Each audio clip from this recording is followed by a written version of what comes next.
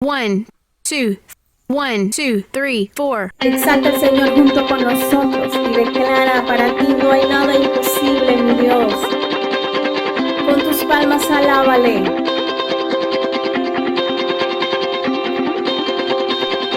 Por ti todo lo puedo, todo es posible y las fuerzas tú me das. Nada es imposible.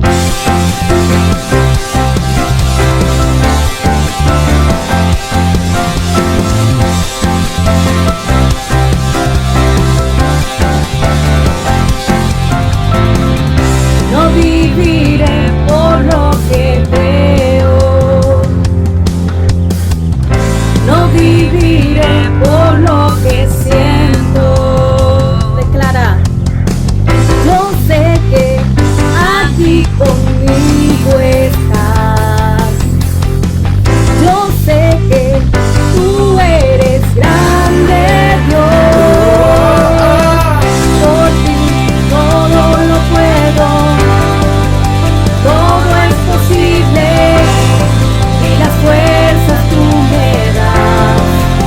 Nada es imposible, por ti los ojos se abren, cadenas son rotas y yo viviré por fe. Nada es imposible.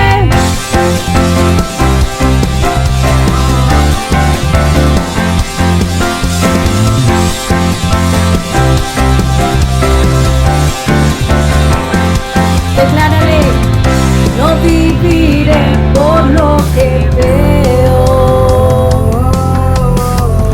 no viviré por lo que siento.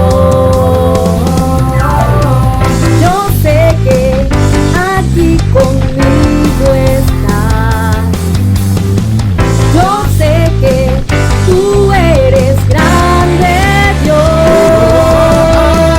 Por ti todo lo puedo, todo es posible y las fuerzas tú me das.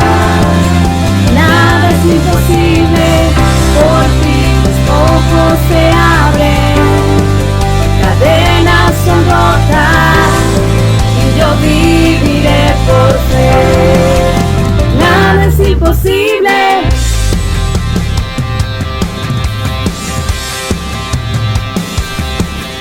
Declaremos en esta hora: Señor, creemos en ti y en tu poder. Creo en ti, creo en ti, creo en ti, creo en ti, Cristo. Creo en ti, creo en ti, creo en ti, creo en ti, Cristo. Creo en ti, creo en ti, creo en ti, creo en ti, Cristo. Creo en ti, creo en ti. Creo en ti, creo en ti, Cristo. Creo en ti, creo en ti. Creo en ti, creo en ti, Cristo. Por ti todo lo puedo, todo es posible y las fuerzas tú me das. Nada es imposible, por ti los ojos se abren, cadenas son rotas y yo viviré por fe. Nada es imposible. Creo en ti, creo en ti, creo en ti, creo en ti, Cristo. Creo en ti, creo en ti, creo en ti, creo en ti, Cristo.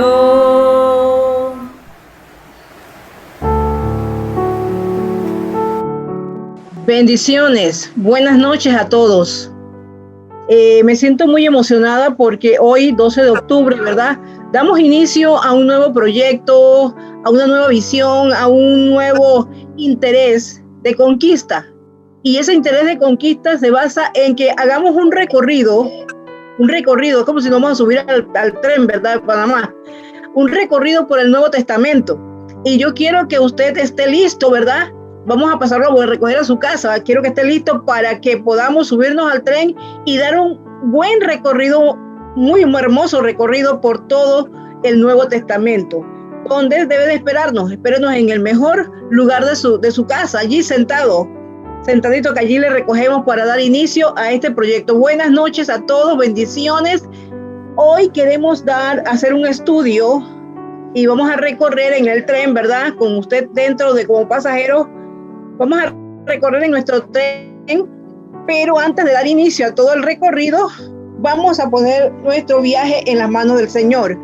Bendito Dios y Padre Celestial, te damos gracias en esta noche porque tú nos permites estar una vez más en tus negocios, Padre, en los negocios de nuestro Padre. Te damos gracias porque tú eres bueno y maravilloso y porque para siempre es tu misericordia, tu amor y tu verdad. Señor, te damos gracias por cada uno de los hermanos que hoy se unen a nosotros para este recorrido precioso a través de tu palabra, Señor. Te damos gracias en esta noche. Ayúdanos, danos sabiduría, danos habilidades, Señor, y danos, Señor, destreza mental para proclamar tu palabra de manera maravillosa. Te damos gracias, Señor, en esta noche, en el nombre de Jesús. Amén y amén. Muy bien, hoy amén. Nos toca, empezamos nuestro recorrido en el libro de Hebreos, hoy 12 de octubre del 2020, ¿verdad? Nuestro recorrido en el libro de Hebreos, un libro maravilloso, un libro hermoso, un libro que queremos motivarle a usted, ¿verdad? Que se una al estudio de este libro, porque es maravilloso. Bien, tenemos un invitado muy especial en esta noche y nuestro invitado es el hermano Florencio Miranda Archibald, ¿verdad? Él estará hablándonos hoy acerca del libro de libro de Hebreos. Entonces queremos darle la bienvenida a nuestro invitado del día de hoy, hermano Florencio, bienvenido a nuestro programa y súbase al tren porque vamos a recorrer. Usted es nuestro chofer en esta noche y queremos darle la bienvenida. Bienvenido, hermano Archibald. Muchas gracias, pastora Carmen de Grael. La verdad que cada vez que en lo personal me toca exponer algo de la palabra, siempre vengo con las manos frías, porque no dejo de sentir emoción al hacerlo, porque la exposición de la palabra nos emociona, nos gusta la doctrina, nos gusta lo que hay aquí, nos gusta aprender más. Y en esta noche quisiéramos animarle a que usted nos pueda seguir, pero más que nada pueda abrir sus oídos espirituales para que la palabra del Señor pueda lograr el cometido que Dios quiere, porque ella es poderosamente eficaz. Entonces, empecemos sin más con la epístola a los Hebreos. Hay un versículo que nos va a poner en la historia, más o menos en el marco histórico de este libro, en el momento que se escribe. Y es el versículo 32 del capítulo 10 de ese mismo libro de Hebreos. Dice así: pero traed a la memoria los días pasados en los cuales, después de haber sido iluminados, sostuvisteis gran combate de padecimientos. Por una parte, ciertamente con vituperios y tribulaciones fuisteis hechos espectáculo, y por otra, llegasteis a ser compañeros de los que estaban en una situación semejante, porque de los presos también os compadecisteis, y el despojo de vuestros bienes sufristeis con gozo. Y sigue diciendo más. Ya en ese versículo que está un poco distante de los primeros versículos del libro de Hebreos, ya notamos alguna situación que estaban pasando los cristianos. Estos versículos nos dan luz sobre el marco histórico en que estaban pasando los cristianos de esos días, a quienes fue enviado esta carta o epístola a los Hebreos. Hablando un poquito más de la historia, vamos a hablar un poquito del contorno político. En esos días eran los emperadores romanos Nerón y Vespasiano.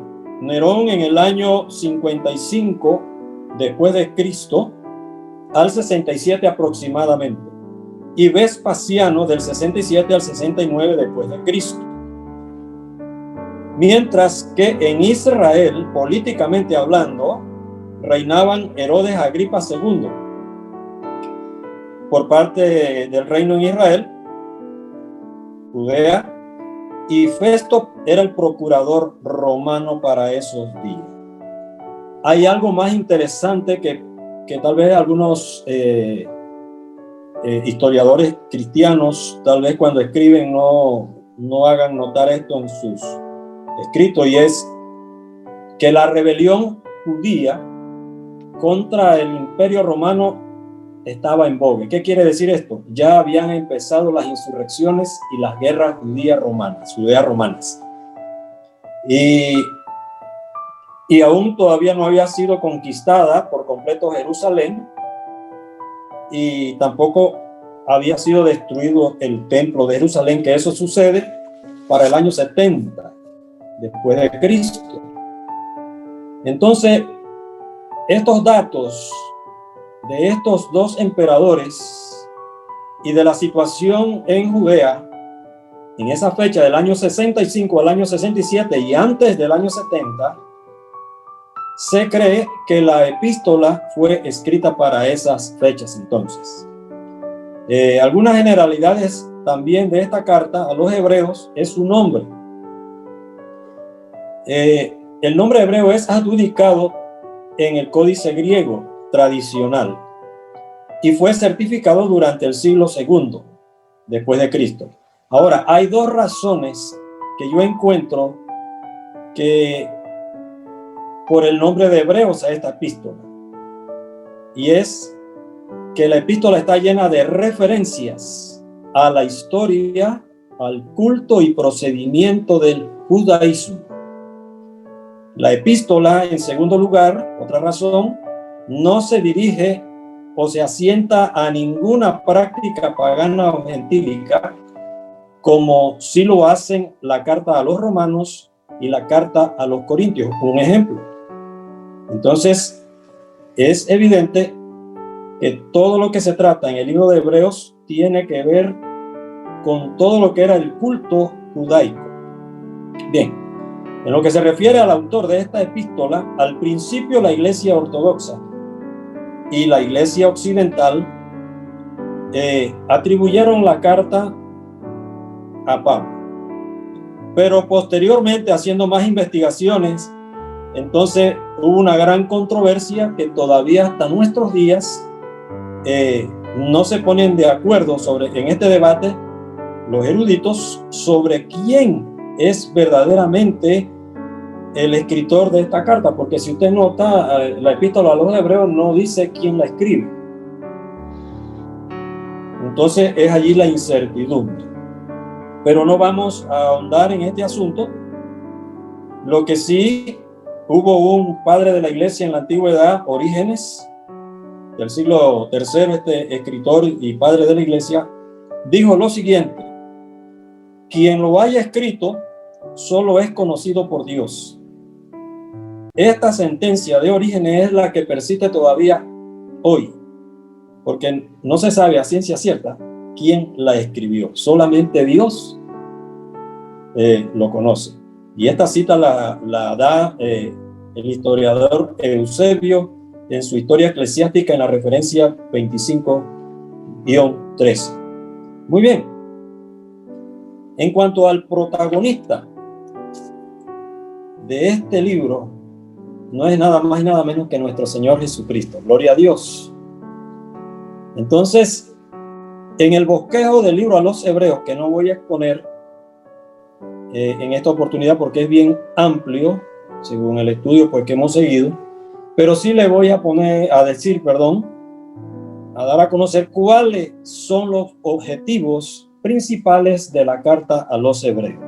En primer lugar, conocer quién es Jesús. Eso es de vital importancia para los destinatarios de esta carta, que más adelante vamos a ver que no solamente es a los hebreos, sino que trasciende mucho más allá del pueblo hebreo. En segundo lugar, reconocer su divinidad y su humanidad. Esto es básico. El número 3, presentar con claridad las funciones de Cristo.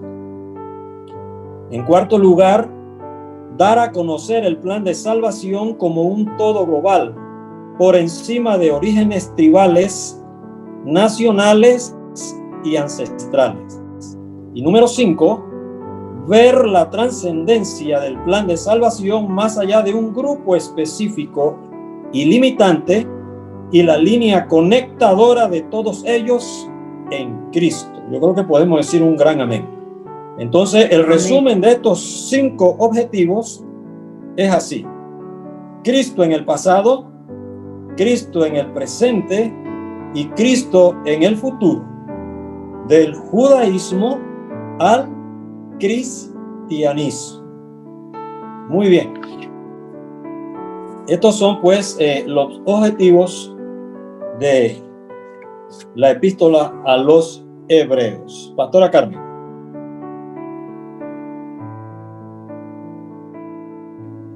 Bendiciones, bendiciones.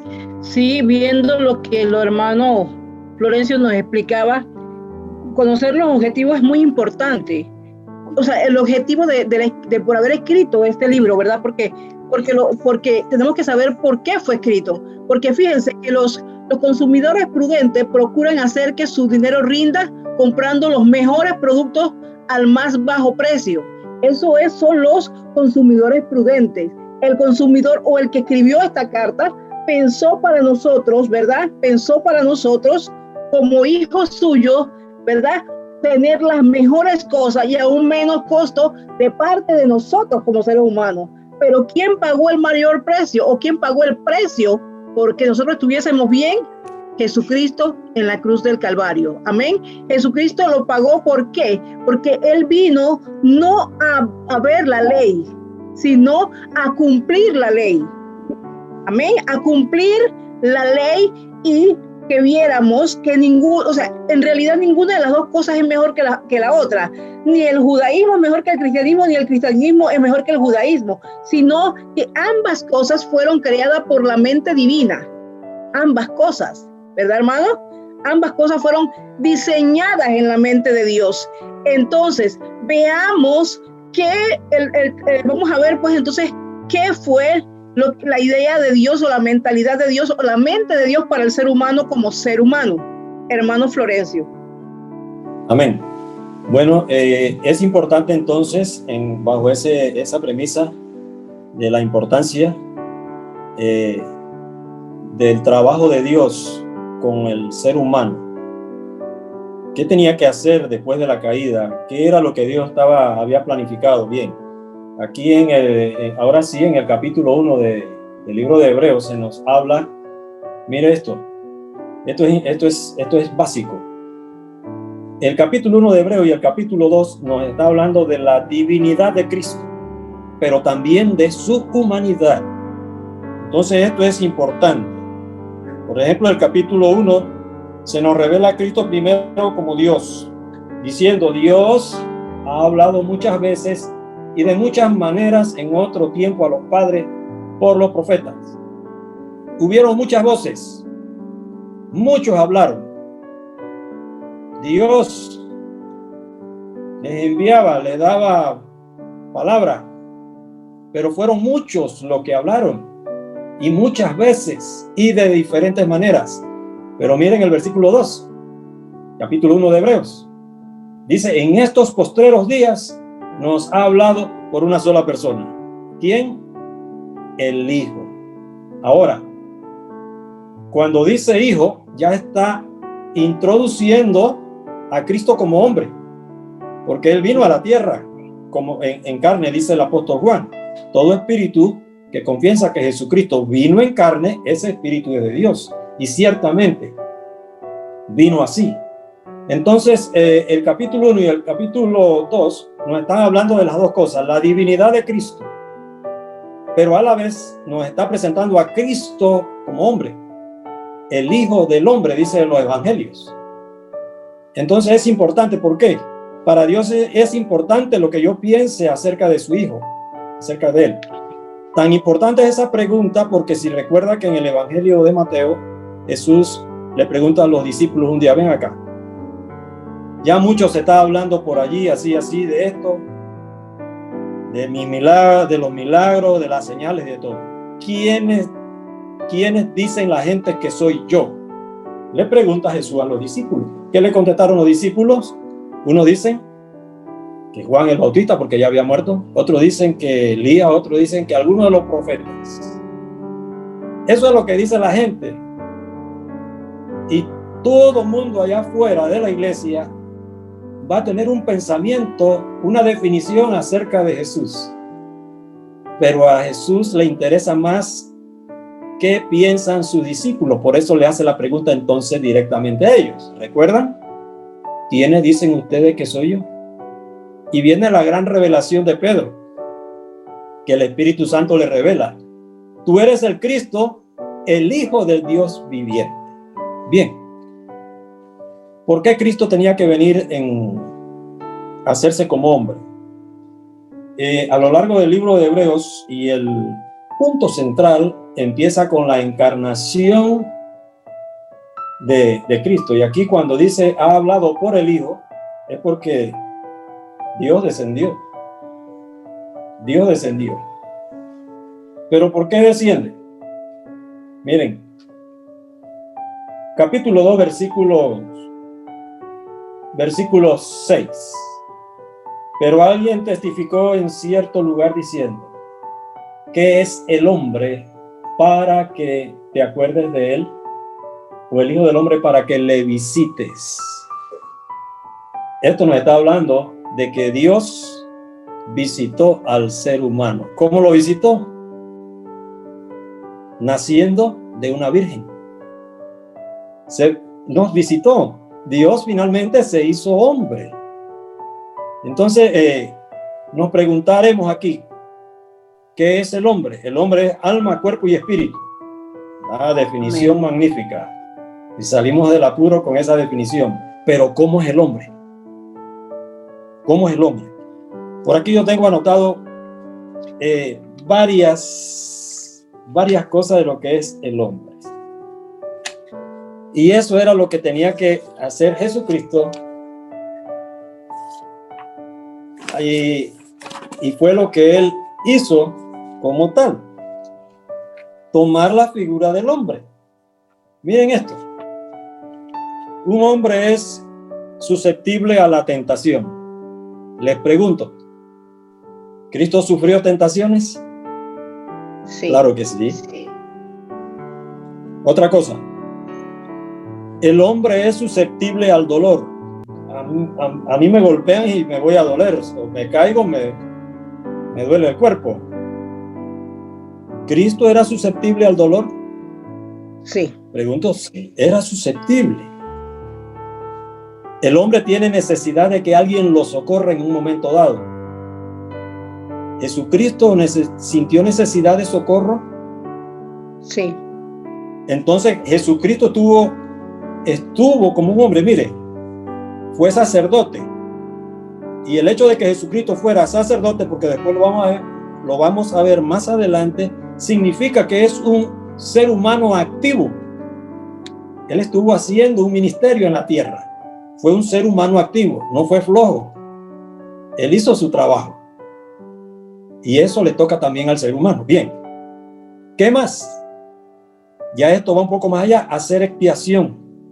Un sacerdote humano en el Antiguo Testamento hacía expiación por él y por el pueblo. ¿Qué más? Yo puedo sentir misericordia y puedo sentir empatía. Empatía es tratar de colocarme en lo que está sufriendo otra persona. Eso es empatía. Si aquel se está riendo, yo me voy a reír. Si aquel se pone triste, yo me voy a poner triste. ¿No? Un mismo sentir.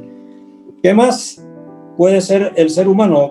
¿O qué hace el hombre? Es fiel. Entonces, estas son cosas, ¿verdad?, que hace el hombre, que es un hombre. Entonces Jesucristo, al encarnarse, nos está diciendo que él era igual que sus hermanos, por lo cual dice en el libro de Hebreos, por allá en una parte, que no se avergüenza de llamar hermanos a quienes, a nosotros. Pero un ser divino que no hubiera sido hombre no puede decirle hermano a un ser natural. Él sí, no se avergüenza, dice el libro de Hebreos, de llamar hermanos a los suyos, a sus hermanos. Gloria al Señor. Así que Cristo encarnó como un hombre, no trajo nada extra como un hombre, ¿verdad? Comía, dormía, caminaba, todo. Se sentía triste, sintió gozo, todo lo de un hombre. Entonces Dios nos visitó, que es el hombre para que te acuerdes de él. Los santos tenemos mucho valor para Dios cuando él decidió descender de esa manera y pasar como un hombre 33 años aproximadamente aquí en la tierra. Hermana Carmen. Eso es muy importante porque Dios estuvo entre nosotros, estuvo en ese tiempo, ¿verdad? En esa región. Pero fíjense qué tan importante es la diferencia de hoy en día, es que Él está con nosotros todos los días. Todos los días. Dice la Biblia que hasta el fin del mundo. Y me ponía yo a ver a través del estudio que dice que los padres sabios desean lo mejor para sus hijos. Por eso los padres sabios alimentan de sus hijos su cuerpo, su mente y su espíritu. Las personas íntegras tratan de hacer la mejor inversión de tiempo, talento, dinero en cada aspecto. Porque conformarse con menos sería una necedad y una irresponsabilidad. ¡Wow! ¿Cuán grande Dios tenemos, que se interesó tanto en nosotros, que invirtió en nosotros, invirtió lo más grande, lo más costoso, lo más bello que Él tenía, y era enviar, o sea, venir Él mismo, ¿verdad? Encarnado en Jesucristo, venir Él mismo y estar en medio nuestro. Oiga, esto es algo grande, esto es algo tremendo. Él invirtió en nosotros lo mejor que tenía para alimentar nuestro cuerpo, para hacernos lo que hoy somos, ¿verdad? Para alimentar también nuestra mente con la palabra de Dios, porque la palabra de Dios es la que nos alimenta a nosotros, pero también invirtió en nosotros en el área espiritual. ¿Cómo? Mandando a su Hijo Jesucristo a morir por nosotros, a cambiar el sacrificio, wow, de un extremo al otro. Cambió el sacrificio, hermano Florencio. Antes eran animales perfectos, animales que nacieran bien, animales que para el sacrificio, para el perdón de pecados, pero Él se cansó de que nosotros hiciéramos, o ellos hicieran en ese tiempo, ¿verdad?, sacrificios, y que nada cambiara en nosotros, y dijo: voy a invertir enviando a este Cordero Inmaculado, a este Cordero libre de pecado y libre de todo, ¿verdad?, a mi Hijo, para que sea un sacrificio perfecto, agradable y santo delante de Dios. ¡Wow! ¿Cómo no nos va a pedir Él a nosotros que seamos santos? Y nosotros como padres debemos de invertir en nuestros hijos lo mejor también, para que ellos puedan crecer espiritualmente. Es tremendo pensar en esto. Sí, y vamos a ahondar un poquitito más en los ministerios de Cristo, porque el ministerio de Cristo es amplio. Vamos a hablar un poquito del sacerdocio, porque ese es el tema central finalmente del libro de Hebreos. Cristo como sacerdote. ¿Recuerdan Génesis capítulo 14, cuando Abraham regresa de liberar a su hijo, a su sobrino Lot? Se le presenta un rey y sacerdote, ¿recuerdan? Melquisedec.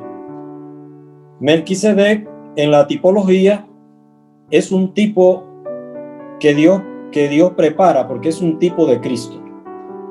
Melquisedec tenía dos funciones. Escuche bien. Ahí en capítulo 14 de Génesis, usted va a encontrar esa doble función. Primero era rey de Salem. Rey de Salem, lo que más adelante se conoció como Jerusalén o Jebus. Ese era Salem. Entonces Melquisedec era rey de Salem.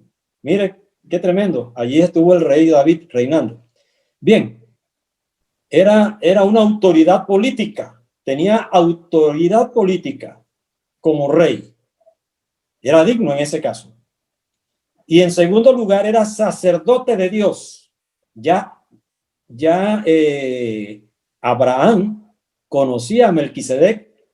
Quién sabe cuántos más conocían que a él se le llevaban los diezmos, se le llevaban ofrendas y él las recibía. O sea que era la autoridad eclesiástica en esos días. Y estamos hablando antes de la ley. Antes de la ley. ¿Qué más se dice de Melquisedec? No tiene genealogía, es decir, que no se sabe de dónde vino, pero tampoco no se sabe a dónde muere, porque no tiene fin, no se habla más nada de él, solamente en eso. Y el libro de Hebreos lo menciona varias veces como el orden por el cual Jesucristo es sacerdote para siempre. Bien, cuando Abraham, que es portador de las bendiciones, le da los diezmos y las ofrendas a Melquisedec, Melquisedec las recibe. Pero dice la Biblia que en Hebreos que Abraham pagó las de Leví. Leví era los de la tribu sacerdotal que venían después. Bien, para no ser más largos en esto, Melquisedec sale de ese sacerdocio de la Biblia en ese momento y entra el sacerdocio arónico, ¿verdad?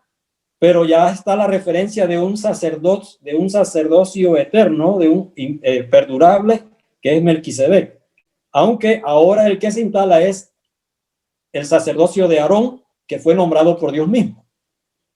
Pero el sacerdocio arónico tiene, que es lo que decía nuestra pastora Carmen, tenía que ofrecer por sí mismo, por el pueblo, una vez al año. Pero todos los días, los otros sacerdotes, el sacerdocio regular tenía que hacer todos los días, mantener la luz, los panes sin levadura, tenían que hacer todo el ejercicio diario y los sacrificios diarios en el tabernáculo. Y el sumo sacerdote una vez al año. Pero tenían que repetirse todos los días y todos los años. ¿Qué sucede? Ese es el sacerdocio terrenal. Pero los sacerdotes no se nombraban por sí mismos, sino que ya había una línea, la línea de Aarón. Son los únicos que podían ser sumos sacerdotes, y el resto de la tribu de Leví. Había también otra familia que de allí salían los sacerdotes y el resto pues que eran los servidores, la tribu de Leví. Cuando Cristo muere en la cruz, él dice consumado es. Él cumplió la ley en vida, pero al morir en la cruz él consumió la ley. ¿Qué quiere decir esto? Cuando el velo se parte, él abre un nuevo camino. Antes no podían entrar en pecado a la presencia de Dios detrás del velo, porque podían morir. De hecho, alguien ofreció un par de sacerdotes no autorizados.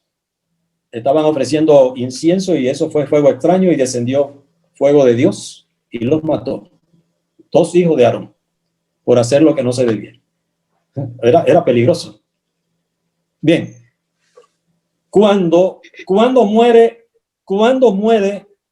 el sacerdocio aarónico, muere en la cruz del Calvario. ¿Por qué? Amén. Eso es lo que nos dice el libro de Hebreos. Quiere decir que miren esto, Abraham poseía la promesa de la simiente, o sea, desde Eva, pero Abraham poseía la bendición de Cristo, porque por sus lomos vendría, si usted lee la genealogía de Jesucristo, dice hijo de Abraham, y otra dice hijo de Abraham, hijo de Adán también, por allá lo lleva. Ahora bien, Cristo muere.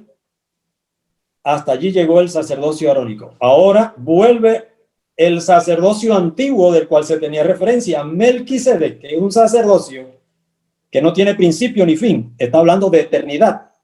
Por eso es tipo de Cristo. Y Cristo no se autoproclamó sacerdote ni sumo sacerdote. ¿Quién lo proclamó? Dios. Dios escogió a Aarón. Y a Melquisedec dice, sacerdote de Dios.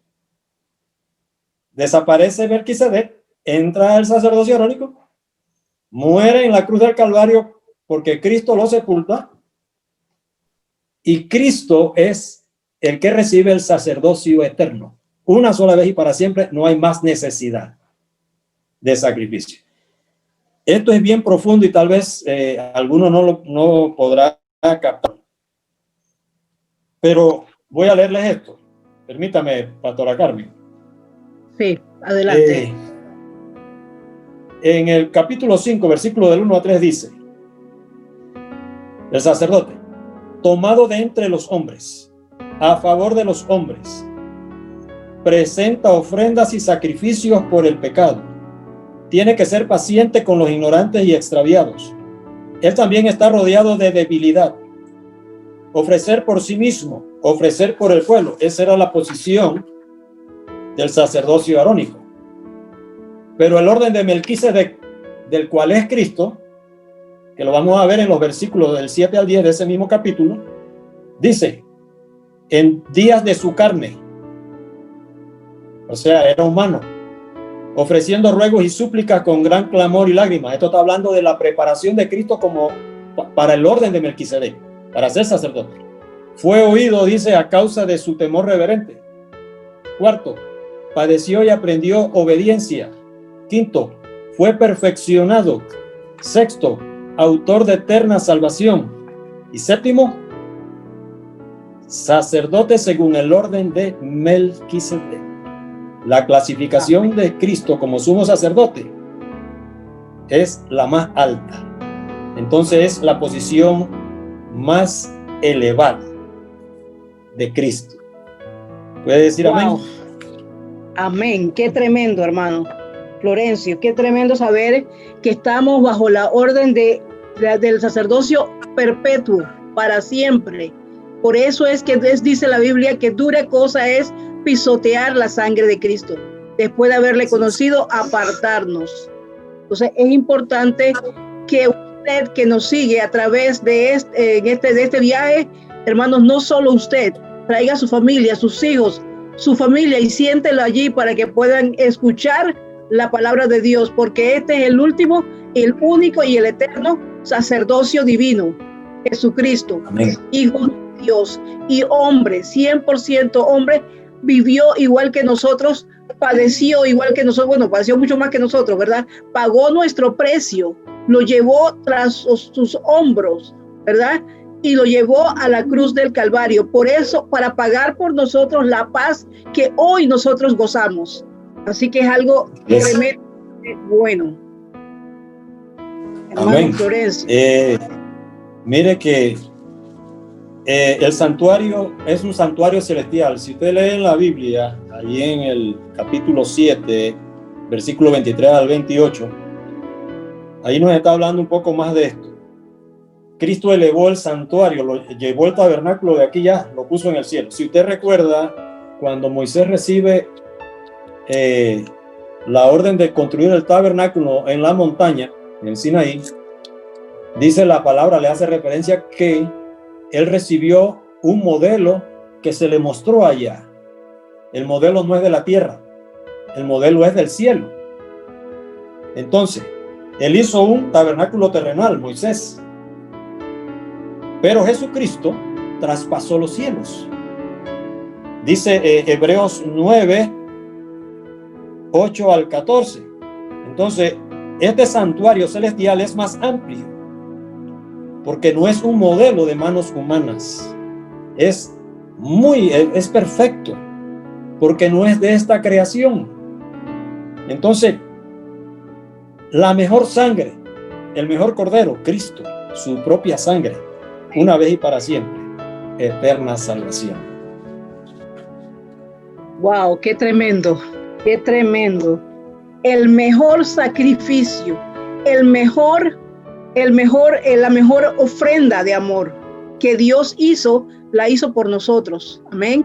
Dios ofrendó lo que Él más amaba, por lo que Él, por nosotros, que vamos a hacer, que somos la novia del Cordero, ¿verdad? Entonces, como tal, debemos comportarnos, hermanos, wow, debemos de ir, dar lo mejor de nosotros, nuestro mejor tiempo, nuestro mejor dinero, nuestro mejor sacrificio, o sea, lo mejor, dar lo mejor de nosotros mismos, de adentro hacia afuera, amén. Dar lo mejor de nosotros porque Dios dio por nosotros lo mejor, el mejor cordero y el mejor sacrificio para que fuera de una vez y para siempre, amén. Aleluya. Así que nosotros Amén. mismo retribuir igual. Amén. No sé qué tiempo nos quede, pastora, si Todavía tenemos tenemos suficiente tiempo. Sí, todavía Gloria al tenemos tiempo. Señor. Gloria a Dios. Es algo importante esto que les voy a decir. En el pueblo judío, en el antiguo pues, tabernáculo, cuando iban a ofrecer, habían familias pobres, había gente rica, había de todo, ¿cómo le digo? De toda clase de poder adquisitivo. Otros no tenían poder adquisitivo. Otros solamente podían ofrecer una palomita como acción de gracias. Otros podían llevar ganado, como lo hicieron los reyes, el rey David, el rey Salomón, dice, tanto de sacrificio de ganado hicieron, montones. Pero había gente que no tenían para eso. Había gente que solamente para una torta. Qué interesante eso. Sí, ¿verdad?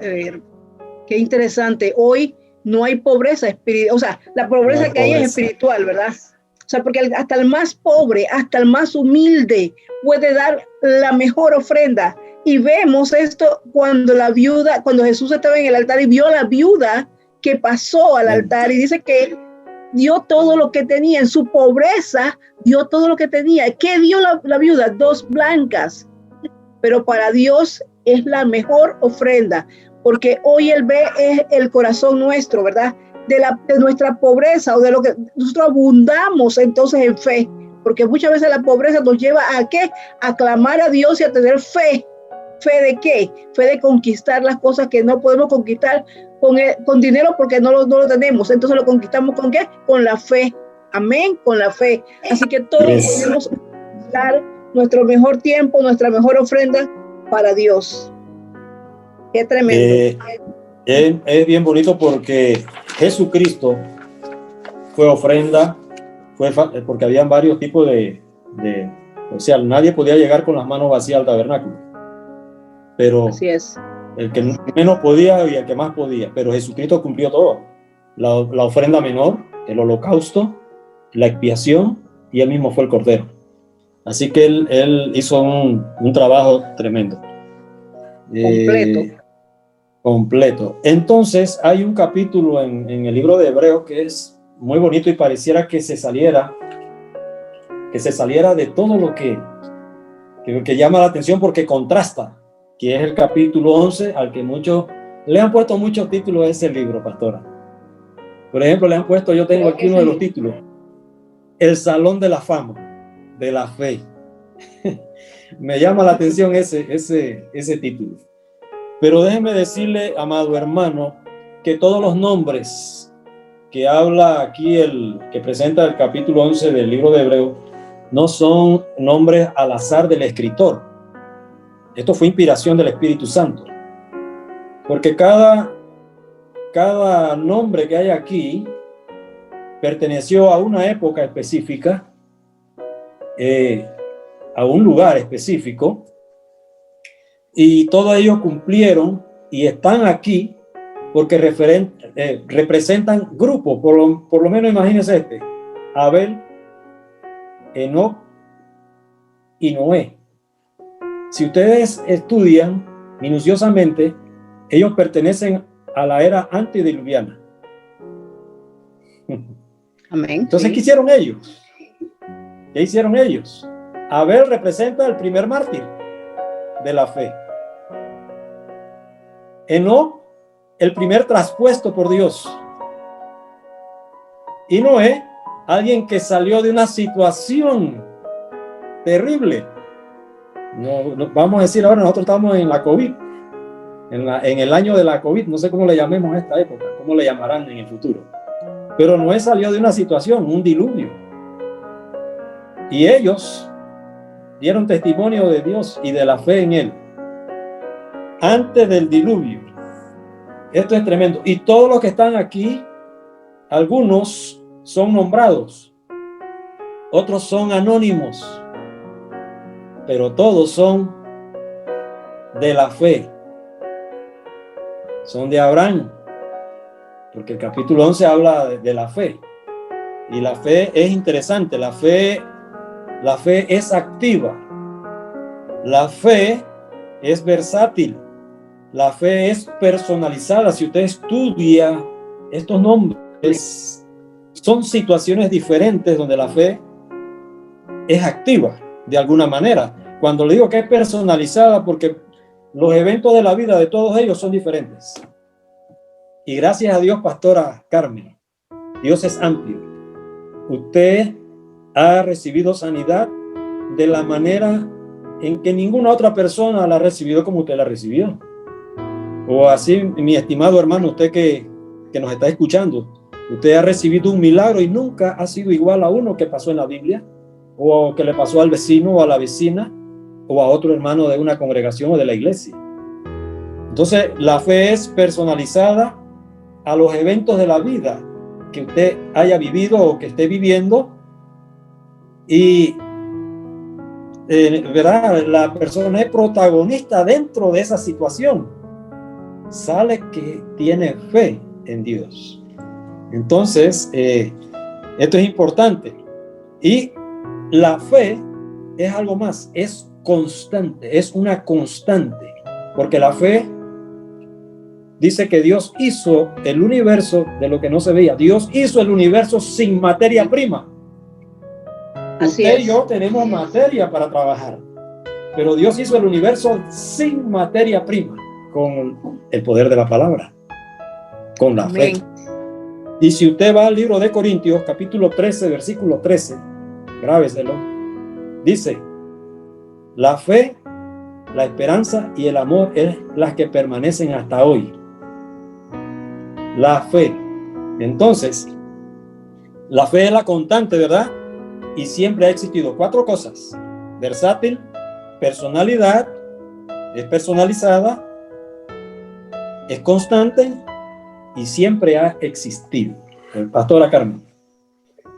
Bendiciones. Parece esto algo increíble, ¿verdad? Porque nos lleva a través de este camino, nos lleva a darnos cuenta de que no está cambiando de una cosa a la otra, sino más bien Cristo vino a cumplir la ley, ¿verdad? A cumplirla en su cabalidad, completarla totalmente y llevarnos a través de la muerte de Él en la cruz del Calvario, llevarnos a otro estatus de vida. Ahora somos otra cosa, hoy por hoy, gracias a Dios, gozamos primero de la relación con Dios a la hora que querramos. Antes había un velo, había un tiempo, había una vez al año, había un sacerdote exclusivo, había todas estas cosas, pero hoy por hoy nuestro sumo sacerdote, ¿verdad?, ha sido pasado por donde nosotros estamos pasando, o sea que nos conoce a toda perfección, ¿verdad? Sabe lo que es cansancio, sabe lo que es hambre, sabe lo que es tentación, sabe todo lo que nosotros vivimos hoy en día, así que no le podemos, como dice la gente, no le podemos echar cuento, porque Él nos conoce a la perfección, porque estuvo en nuestro lugar, porque vivió lo que nosotros estamos viviendo. Y así como usted dijo que Noé, ¿verdad?, venía de un tiempo especial, de un tiempo de salvación, hoy por hoy nosotros con esto de la COVID podemos ver grandes milagros, podemos ver grandes prodigios, podemos ver grandes cosas que Dios está haciendo con nosotros. Y pienso que es un momento crucial en la vida de cada uno de nosotros. Es un momento,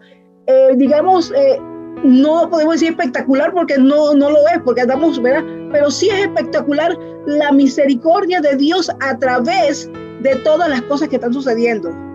Espectacular la misericordia de Dios en nuestra vida. Y el libro de Hebreos nos lleva por un camino, ¿verdad?, donde podemos decir: bendito sea el Señor, porque Él ha sido bueno, será bueno y siempre estará con nosotros. Qué bueno, qué bueno.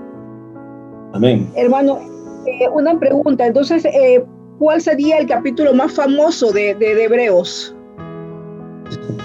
El capítulo más famoso de Hebreos, hermano, es este que acabamos de tratar, el capítulo 11. Porque todo el mundo quiere hablar de la fe y qué es la fe. 11. Y tratan de definirlo porque ahí hay una definición de fe muy bonita. Tremendo, Sí, tremendo. Bueno, ajá. Sí, bueno, hermano. en ese capítulo 11, el versículo 1, pues introduce lo que es la fe y habla de dos palabras, es certeza y es convicción. Así es. Con respecto a la certeza, eso de la certeza es interesante porque la certeza trae esperanza. Y la certeza, ¿cómo se consigue? A través de los testimonios. Por eso empieza definiendo qué es fe y entonces presenta los testimonios de todas estas personas, de todos estos hermanos, vamos a llamarle así, que aparecen en el capítulo 11. Porque todos estos testimonios de estos hermanos que están aquí son evidencia de lo pasado, de todo lo que Cristo en la tipología, pues, de todo el Antiguo Testamento ha hecho, hizo, viene aquí a colación. Entonces, y nosotros somos el presente de esa fe. El presente. Entonces de tenemos, esa fe. Amén. cada vez que yo escucho un testimonio, ¿qué sucede en mi mente y en mi corazón? Tengo esperanza yo también. Eso es lo que nos quiere decir certeza. Es en la palabra. La fe viene por el oír y el oír la palabra de Dios. Eso dice la Biblia. Entonces, ¿qué estamos estudiando? Palabra. Entonces, la otra palabrita es convicción. Ya la convicción, una vez que usted tiene la certeza a través de los testimonios de la palabra escrita, las sagradas escrituras, usted tiene esa certeza. Entonces viene la parte que no se ve, porque la convicción no se ve, es invisible. Pero los testimonios están a la luz pública. Ya lo dije. Amén. El Creador hizo Amén. el mundo sin materia prima. Amén. Amén. Nosotros somos la convicción de esa fe. Nosotros tenemos que estar convencidos, ¿verdad? Convencidos de dónde hemos sido llamados y hacia dónde vamos, a nuestra patria celestial. Amén. Así que, hermanos, le agradecemos mucho que usted haya estado con nosotros en esta noche. Le agradecemos mucho que usted hubiese sido pasajero de nuestro tren. Y así le invitamos para la próxima semana. Tendremos otro invitado, ¿verdad? Que también estará con nosotros y tendremos, ¿verdad?, la participación de otro libro de las Sagradas Escrituras del Nuevo Testamento. Así que le damos gracias a Dios en esta noche por nuestro hermano Florencio y por todos ustedes que han estado aquí escuchando viajando en este tren. Le damos gracias, Señor, en esta hora porque nos has permitido una vez más estar en este tren, mi Dios, en este viaje maravilloso que estamos haciendo, Dios. Te glorificamos, Señor, y te pedimos, Señor, que tú estés viajando con nosotros juntos en este tren de la misericordia de Dios. Te pido también que si hay alguien, Señor, en esta hora que quiere aceptar a Cristo en su corazón, pueda decir: Señor Jesús, en esta noche te doy gracias porque tú eres nuestro Padre. Te acepto como mi Padre. Acéptame como tu Hijo. Te entrego mi vida. Inscribe mi nombre en el libro de la vida y no lo borres, Padre, porque yo te seguiré hasta que tú vengas. En el nombre de Jesús. Amén y amén. Bendiciones, pueblo de Dios. Gracias, hermano Florencio, por haber estado con nosotros. Que Dios les bendiga a todos, que Dios les guarde y nos vemos la próxima semana. Hasta pronto. Que el Señor les bendiga a todos. En el día de hoy le traemos unos anuncios importantes. Queremos recordarles todos los martes, viernes y domingos nuestros cultos generales. También recordarles todos los domingos en la tarde las escuelas ministeriales. Los lunes las clases de doctrina. Y los niños se están reuniendo todos los martes y los jueves. Los jóvenes se están reuniendo todos los jueves y sábados. Y los músicos los domingos desde las 7:30. Así que recordemos todos estos anuncios muy importantes y no se puede perder ninguna de estas actividades. Que el Señor les bendiga. Por ti todo lo puedo, todo es posible, y las fuerzas tú me das, nada es imposible, por ti mis ojos se abren, cadenas son rotas.